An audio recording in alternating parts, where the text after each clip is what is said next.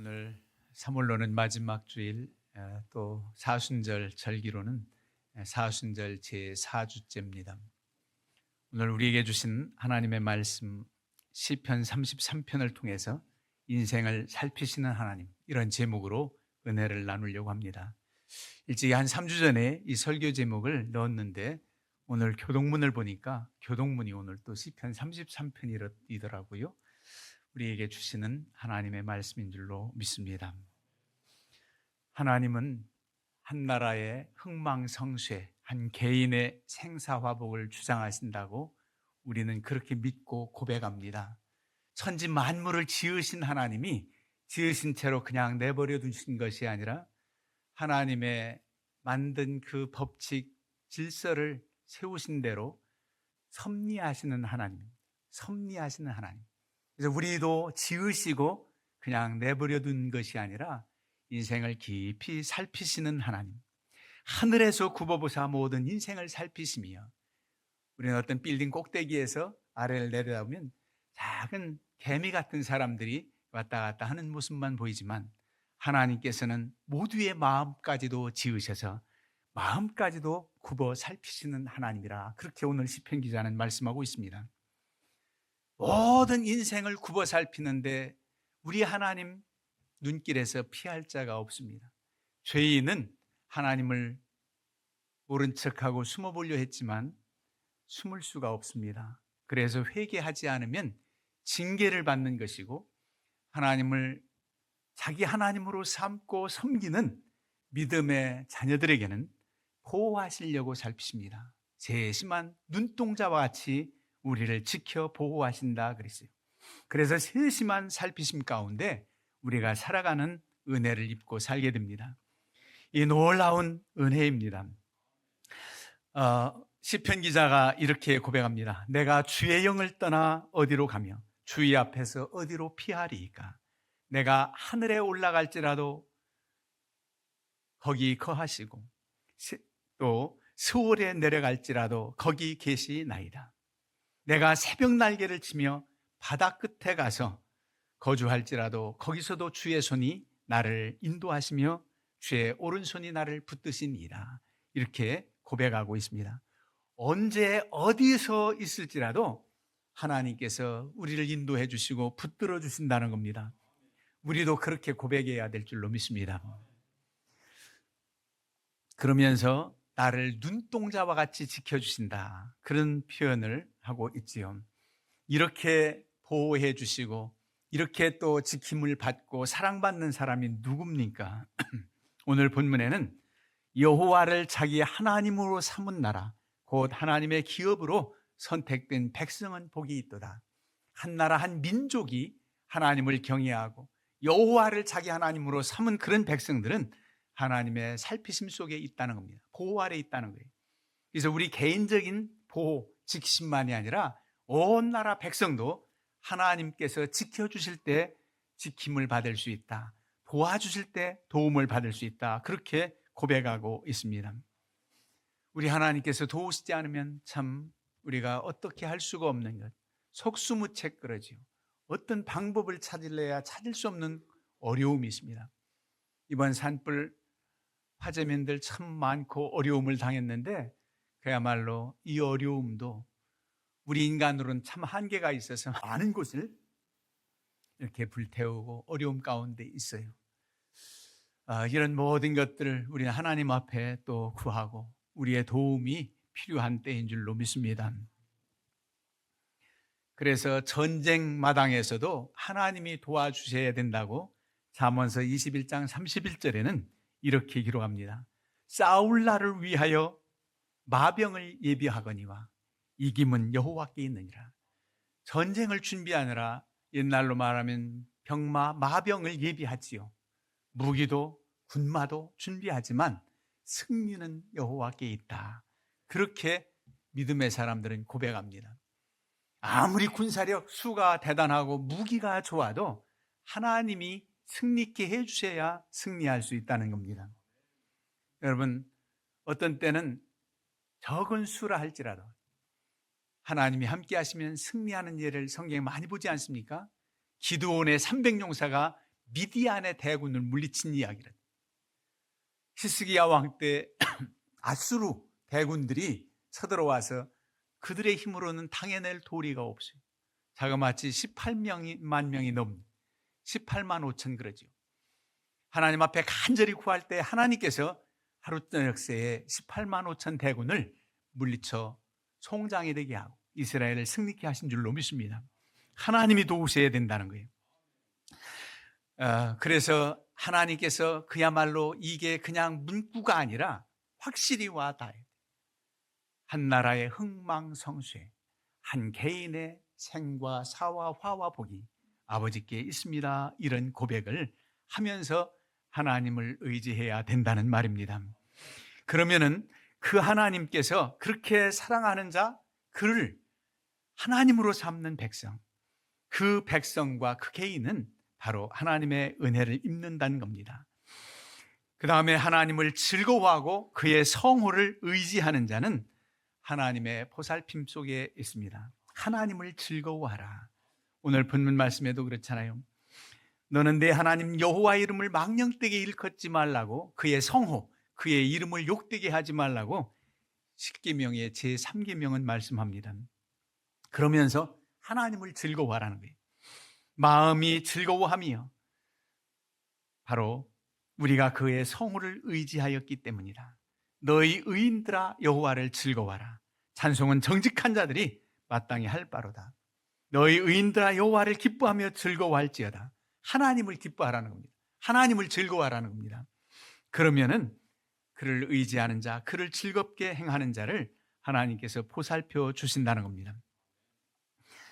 그러면은 하나님께서 그를 바로 높이고 그의 성호를 의지하는 자, 하나님을 기뻐하는 자를 보살펴 주시는데, 우리는 모세의 예를 통해서도 알 수가 있습니다. 모세가 호렙산에서 하나님의 부름을 받고 내 백성 이스라엘을 구해내라는 명을 받게 되지요. 그는 바로 앞에 나서라는 하나님의 말씀을 이제 받게 되는데, 그가 이스라엘 백성들 앞에서 하나님 나를 만나고 보낸 분 누구냐고 말한다면 어떻게 말할까요? 라고 할 때 하나님께서 출애굽기 33장 15절에 이렇게 말씀합니다. 하나님이 또 모세에게 이르시되 너는 이스라엘 자손에게 이같이 이르기를 너희 조상 하나님 여호와 곧 아브라함의 하나님 이삭의 하나님 야곱의 하나님께서 나를 너희에게 보내셨다라.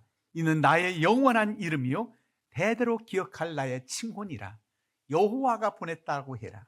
이 여호와는 스스로 계신 분이라는 겁니다.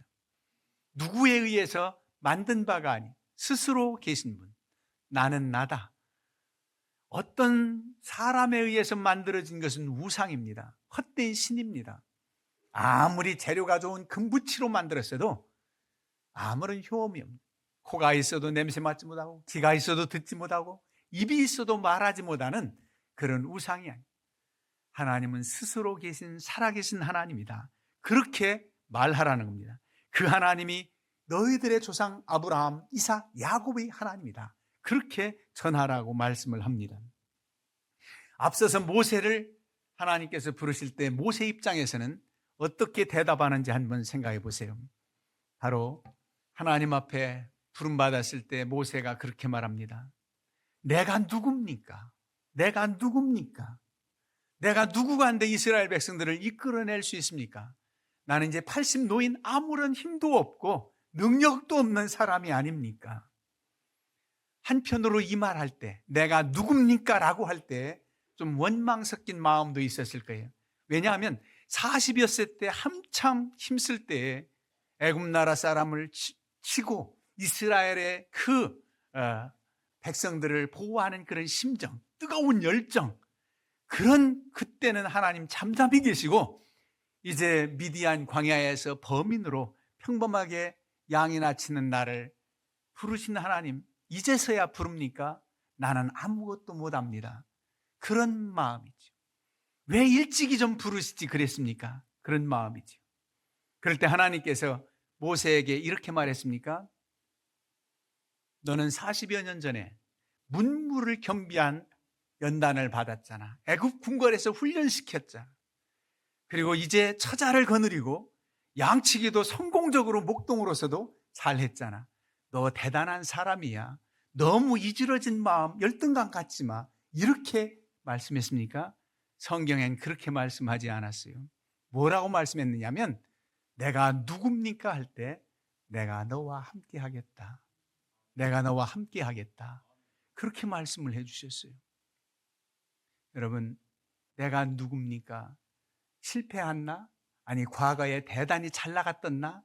그런 모든 것보다도 과거에도 현재에도 앞날도 하나님이 나와 함께 하신다고 하는 이 사실이 가장 큰 은혜인 줄로 믿습니다.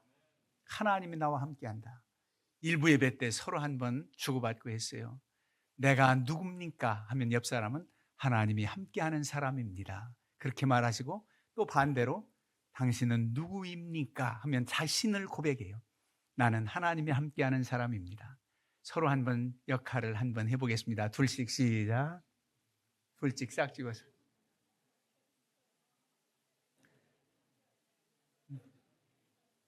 네.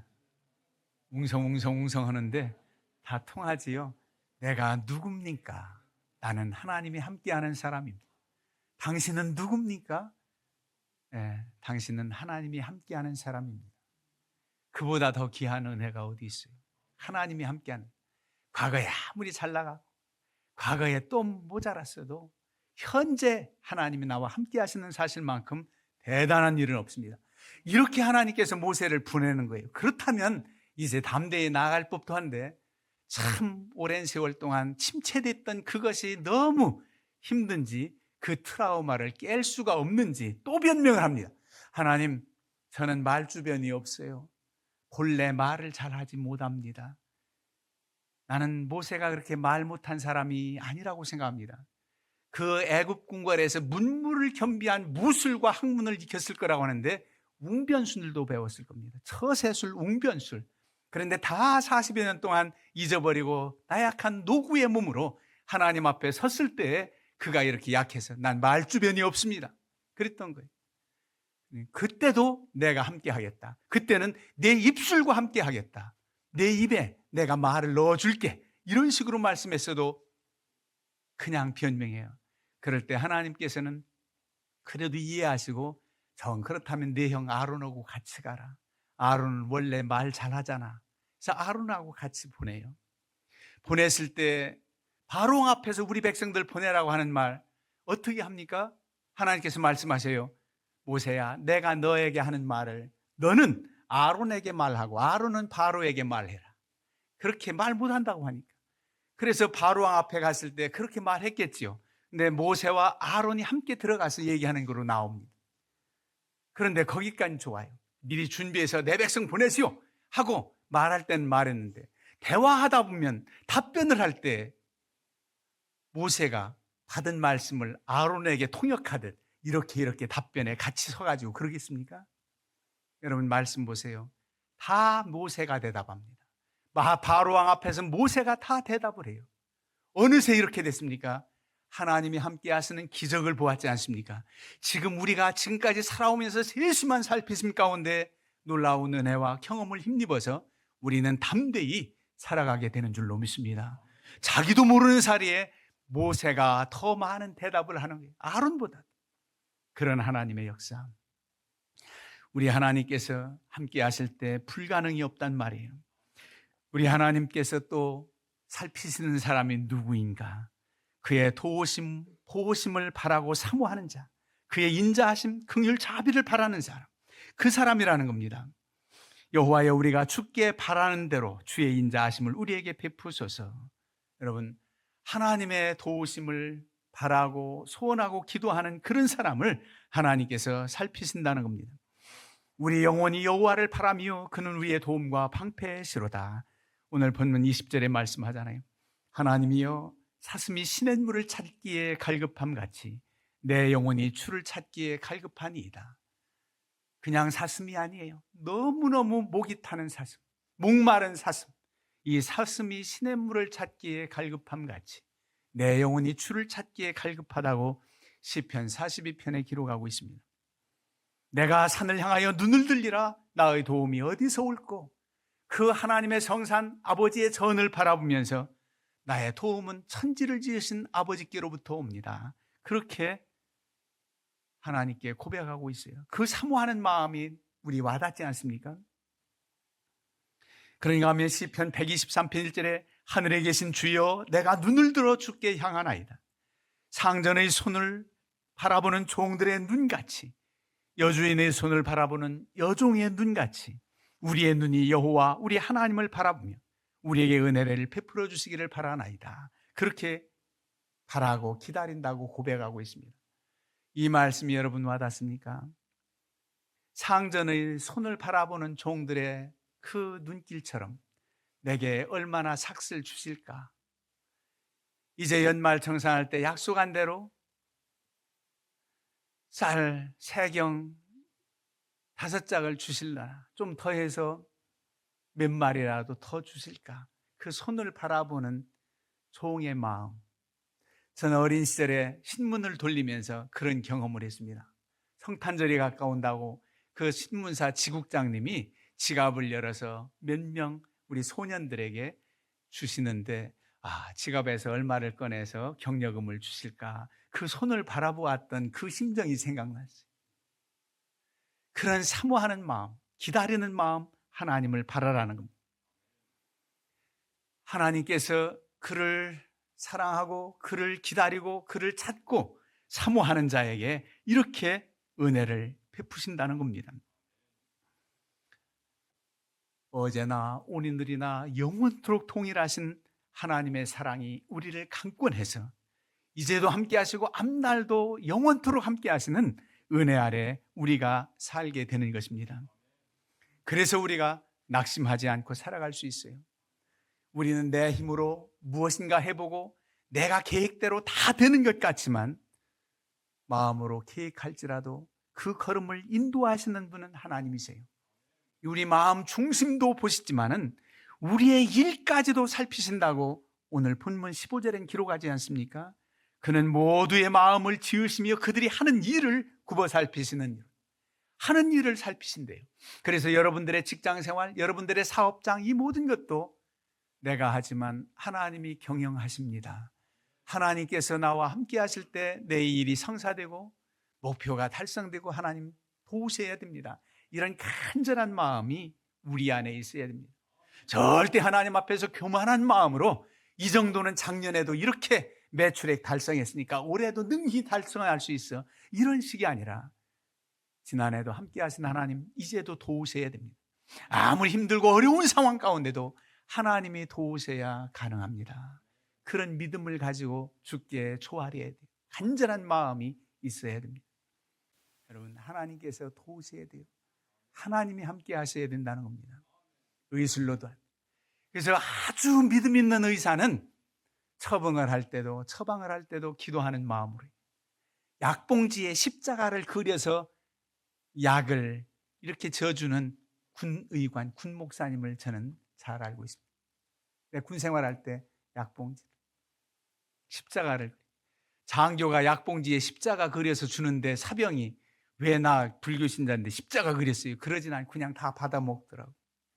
그게 믿음이 고백이죠. 수술하는 의사는 뭐라고 하는지 아십니까? 하나님, 내가 수술했어도 고쳐주시는 분, 낫게 하시는 분은 하나님이십니다. 내가 이 꿰맸어도 아물게 하시는 분은 하나님이십니다. 이런 믿음을 가지고 치료하는 의사, 하나님을 경외하는 의사입니다. 이런 이들이 하나님의 보살핌 속에 있다는 거예요. 그러니 나의 작은 일, 나의 모든 것 하나님께서 나와 함께 하시지 않으면 나는 아무것도 아닙니다. 이런 고백을 하고 나아갈 때 주의 보살핌 속에 살아가게 된다는 말입니다. 이 믿음을 우리 어린이, 학생들 모두가 갖고 우리가 그 믿음을 가지고 살아갈 때 하나님의 보살피심 속에 승리의 삶을 살 수 있다는 겁니다. 우리 주님께서 이 땅에 오셔서 복음을 전하시고 믿는 자들에게 구원의 은혜를 주시고 지금도 보혜사 성령을 보내셔서 우리를 도우시고 인도하십니다. 나와 함께 하시는 성령님의 능력을 힘입어 담대함으로, 믿음으로 세상을 이기며 사시기를 주님의 이름으로 축원합니다. 이 시간은 송덕일 집사님 봉헌송 해주시겠습니다.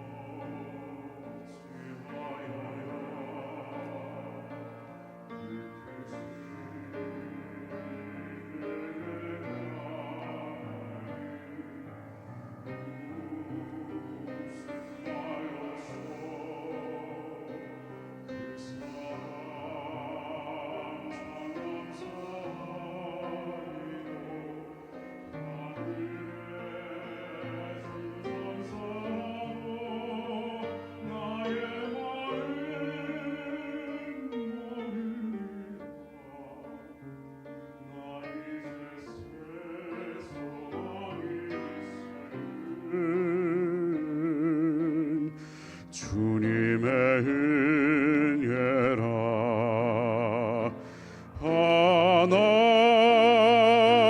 하나님께 영광, 하나님께 영광, 하나님께 영광. 날 사랑하신 주, 그 피로 날 구하사 죄서 건지셨네. 하나님께 영광. 날 사랑하신 주.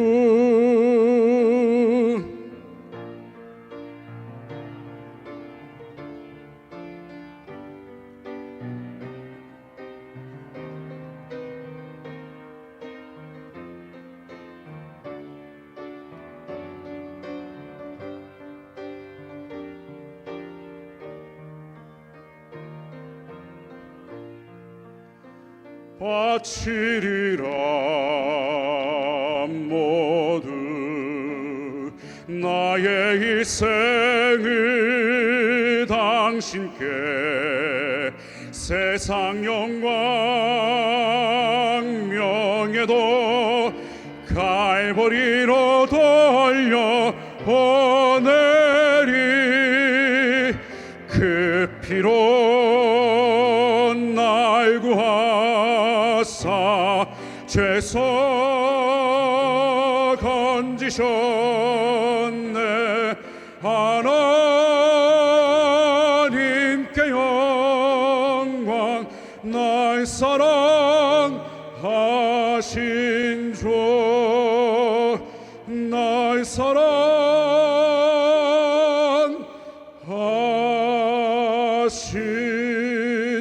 주.